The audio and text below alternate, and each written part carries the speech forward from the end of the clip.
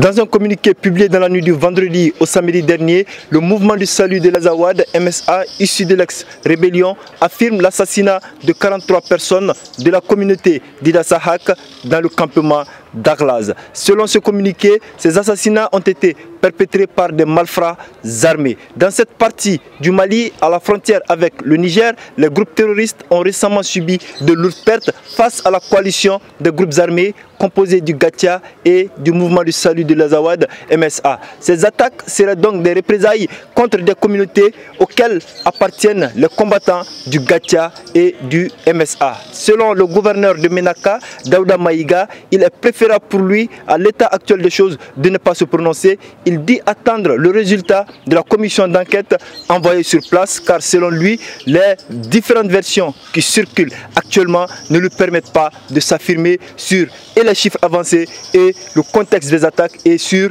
notamment les motifs qui ont conduit à ces assassinats des paisibles citoyens. Ce regain de tension entre différents groupes armés dans le nord du pays vient s'ajouter, n'est-ce pas, à celles qui opposent des groupes communautaires au centre du pays que sont Dogon et Peul et qui déjà ont fait de nombreux morts dans cette partie du pays. Ces attaques à répétition mettent un peu plus à mal l'application de l'accord de paix signé depuis 2015 à Alger. Mohamed Danyoko pour Média TV depuis Bamako.